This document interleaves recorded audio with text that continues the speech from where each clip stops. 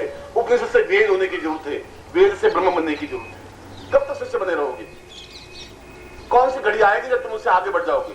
ऐसी कौन सी घड़ी आएगी जब तुम अपने आप को पूर्ण रूप से समर्पित कर दोगे?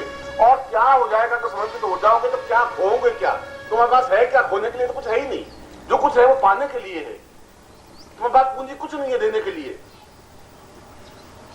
तुम क्या समाप्त कर सकोगे? तुम्हारे पास कुछ है ही नहीं। तुम्हारी देह तुम्हारे बस में नहीं है, प्राण तुम्हारे बस में नहीं है, पूंजी तुम्हारे पास है नहीं, उसकी मुझे जरूरत है नहीं। तुम्हारे पास भेंट करने के लिए वास्तव में कुछ नहीं है। आंसुओं का अर्घ्य है, अगर वह भी भेंट नहीं कर सको तो इससे बड़ी निम्नता तुम्हारी जिंदगी की कुछ नहीं हो सकती। अगर तुम चढ़ते हुए सूर्य को अर्घ्य भी नहीं दे सको, अगर तुम झुक नहीं सको, उनके चरणों में मंदिर को देख नहीं सको, तो फिर तुम्हारा शिष्य बनने की पात्रता ही नहीं है तुमने। और फिर मेरा चीखना चिल्लाना, मैं तो जीवन के अंतिम क्षण तक भी तुम्हें आवाज तो दूंगा ही, क्योंकि वह मेरा धर्म है, वह मेरा कर्तव्य है, वह मेरा खून का रेशा है। मैं आया ही इसीलिए हूं, मेरा जन्म ही इसीलिए हुआ है, मेरे जीवन का चिंतन और तथ्य भी यही है, तर्क भी यही है। मगर तुम्हारे बीच का एक व्यक्ति बन करके आवाज दे रहा हूं प्रभु, और बीच में तर्क बन करके इसलिए आवाज दे रहा हूं कि तुम मुझे अपना समझ सको। अलग खड़े होकर के बोलूंगा तुम समझ नहीं पाओगे। जब अर्जुन ने प्रश्न किया कि कृष्ण तुम बिल्कुल सामान्य से बनकर के मुझे क्यों बोल रहे हो, उसने कहा इसलिए कि तुम समझ सको कि मैं तुम्हारे बीच का एक आदमी हूं। इसलिए अगर हिमालय से आवाज दूंगा तुम वहां तक पहुंच भी नहीं पाओगे। और इसीलिए तुम्हारी तरह मैं दुख भी भोग रहा हूं, तुम्हारी तरह सुख भी भोग रहा हूं, तुम्हारी तरह चिंताएं भी कर रहा हूं, तुम्हारी तरह खुशी भी मुस्कुराहट कर रहा हूं, तुम्हारी तरह हर क्रिया इसलिए कर रहा हूं कि तुम अपने जीवन का मुझे पाठ समझ सको, इसलिए कर रहा हूं।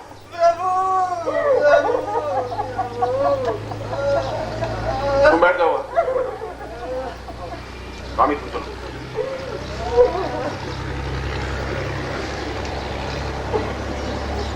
चलो राम।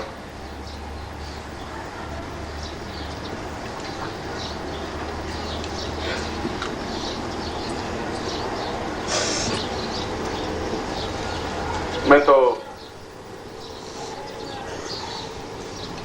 बैठने में और खड़े होने में और चलने में केवल मेरे इतना ही अंतर है कि मैं बैठा हूं, तुम्हारे सामने बात कर रहा हूं। खड़ा होना है मुझे तो केवल गमछा कंधे पर डालना और रवाना हो जाना है, बस। इससे ज्यादा न मुझे कहीं मोह है, न ममता है, न स्नेह है, न अटैचमेंट है, कुछ भी नहीं है। केवल तुम्हारे बीच में तुम्हारी तरह मुझे लीलाएं तो करनी पड़ेगी और करनी पड़ती है। मैं भी मुस्कुराता हूं, मैं भी उदास होता हूं।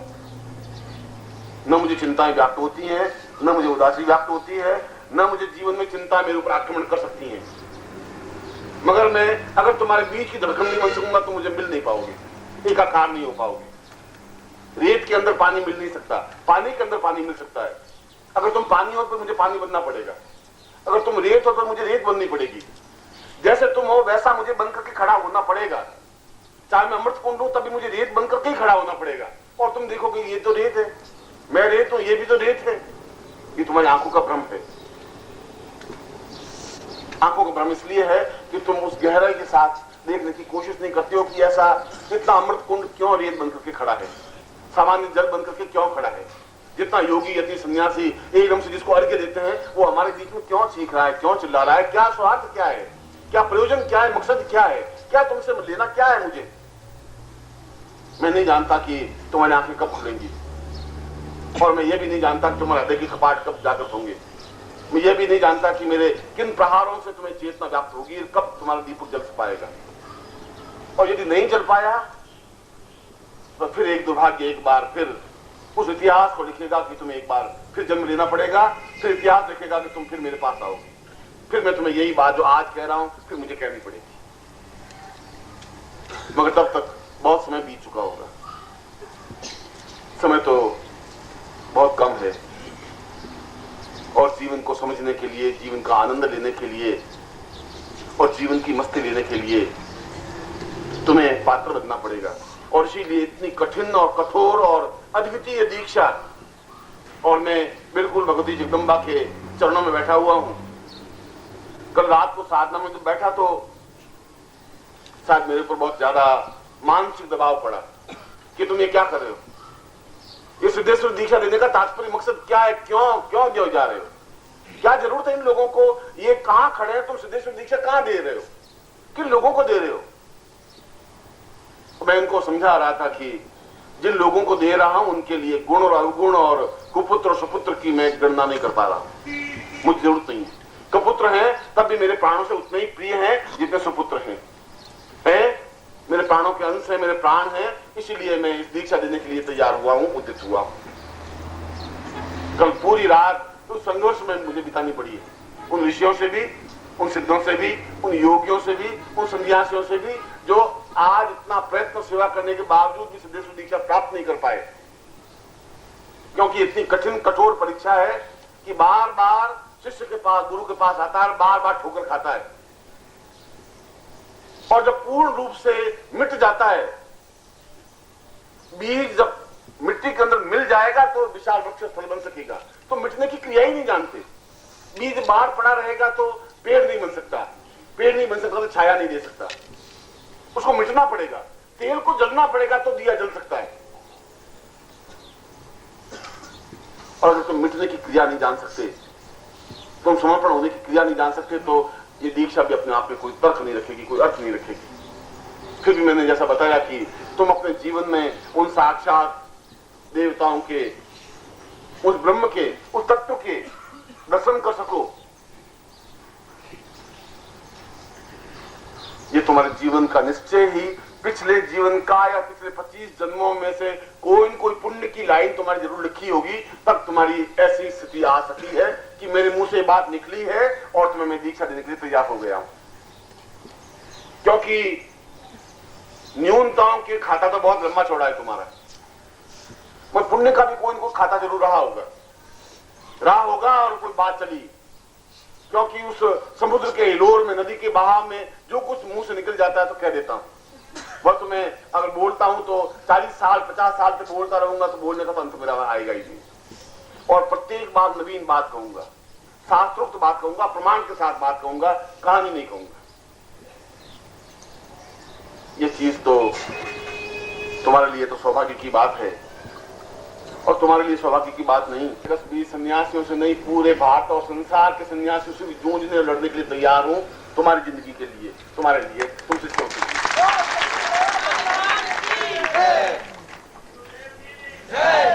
अगर एक व्यक्ति मिट भी जाएगा और 1000 लाख दिए जल जाएंगे तो मिटना अपने आप में मिटना नहीं कहलाता। मगर अपनी आंखों से देख लूं कि दिए जल चुके, तो मैं बहुत शांति से नींद ले सकूंगा। मैं देख सकूंगी कि मैं चेतना जागृत हो सकी है, तो शायद मैं अपने जीवन का ज्यादा सौभाग्य समझ सकूंगा। तुम मेरी भावनाओं को, मेरे पर्सनालिटी को, मेरे व्यक्तित्व को और मेरी लीलाओं को समझ ही नहीं पाओगे, समझ सकते नहीं हो। सामान्य आंखें उनको नहीं देख पाएंगे।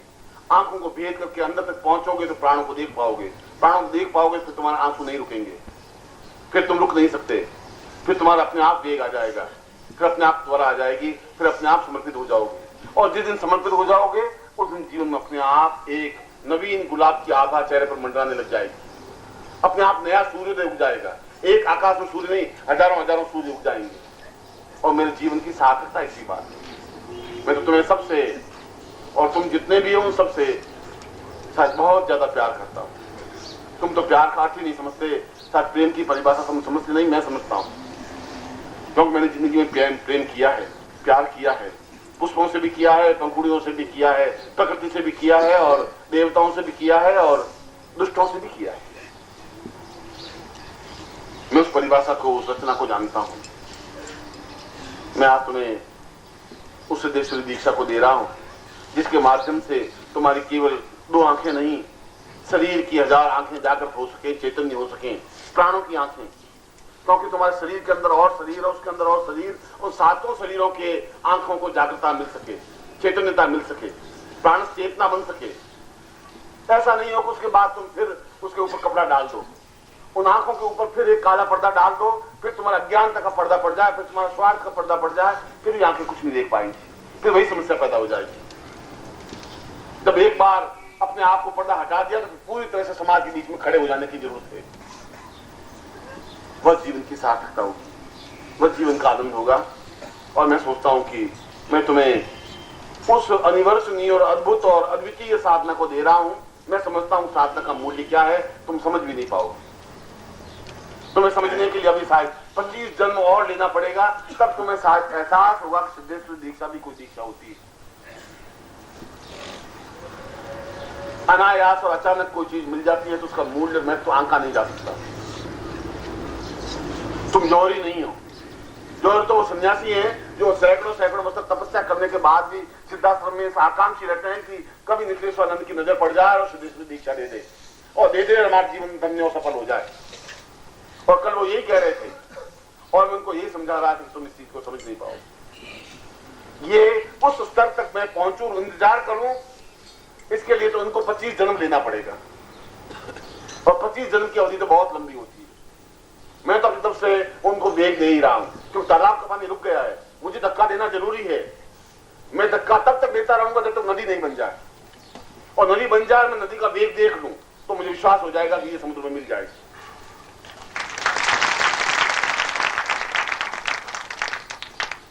मैं तो तुम्हें आशीर्वाद नहीं दे रहा हूं, मैं प्राणों की त्वरा दे रहा हूं, प्राणों के अंश दे रहा हूं। मैं खुद अपने आप की पर्सनैलिटी को बांध करके और बिखेर करके तुम सबको सब सबों के बीच में वितरित कर रहा हूं। मैं दे रहा हूं तुम सबको, और तुम कभी भी थोड़ा गर्दन झुका के अपने वक्षस्थल में देखोगे तो मुझे बिल्कुल बैठा हुआ साक्षात अनुभव कर सकोगे, निश्चित रूप से कर सकोगे। मैं आपको नमन करता हूं, मैं आपको आशीर्वाद देता हूं और मैं प्रभु से भी प्रार्थना करता हूं, अपने गुरु से भी प्रार्थना करता हूं कि तुम लोगों में चेतना आए, तुम लोगों में उच्छ्वास आए, तुम लोगों में आंसू आए, तुम लोगों में समर्पण की भावना आए, तुम लोगों में वेग के साथ बहने की क्षमता प्राप्त हो, तुम लोगों में समर्पण का पाठ आए, और ऐसा आए तब मैं अपने जीवन की सार्थकता और सफलता अनुभव कर सकूंगा। और ऐसा हो सकेगा, ऐसा मुझे विश्वास है। मैं जीवन के अंतिम सांस तक भी तुम्हारा विश्वास खोऊंगा नहीं। तुम मेरा विश्वास खो सकते हो, तुम मुझसे अलग हो सकते हो, मैं तुम्हारा विश्वास नहीं खोऊंगा। मैं अंतिम क्षण तक भी तुम पर भरोसा करता रहूंगा। तुम 1000 बार मुझे धोखा दोगे तो 1000 बार भी मैं तुम पर भरोसा करता रहूंगा, ये निश्चित है। तुम्हें धोखा खाकर के भी मैं विश्वास करने के लिए पैदा हुआ हूं। तुम्हारी गालियां और तुम्हारी आलोचनाएं और तुम्हारी आपत्तियां और तुम्हारी घटियापन को सहन करता हुआ भी मुझे मुस्कुराने के लिए मजबूर होना पड़ रहा है, और मैं तुम्हारी आलोचनाओं को और तुम्हारे घटियापन को सहन करूंगा, तुम्हारे ऊंचेपन को और तुम्हारी निंदाओं को भी सहन करता रहूंगा, क्योंकि मुझ में इतनी क्षमता है और मैं उस क्षमता को खोऊंगा नहीं। मुझे विश्वास है कि यह दीक्षा तुम्हारी जिंदगी की एक सार्थकता बन सके, और मैं तुम्हें वापस इस दीक्षा के बाद 21 अप्रैल के दिन में तुम्हें सब लोगों को वापस देखना चाहूंगा कि मैं तुम्हें अपने सीने से लगा सकूं।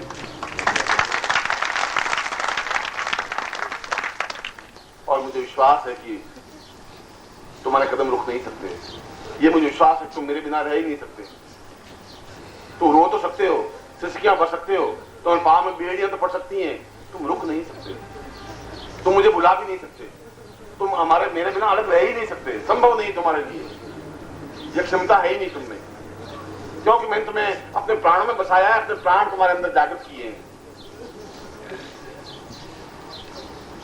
मैं तुम्हें उस अनिवर्सनीय दीक्षा को दे रहा हूं, जिससे कि जीवन के उस फलक को भी और जीवन के आगे के फलक को भी, उस तत्व को भी, उस ब्रह्म को भी अपनी आंखों से देखने की क्रिया हो सके। अपनी आंखों से या अपने गुरु की आंखों से या अपने गुरु के कदमों से या अपने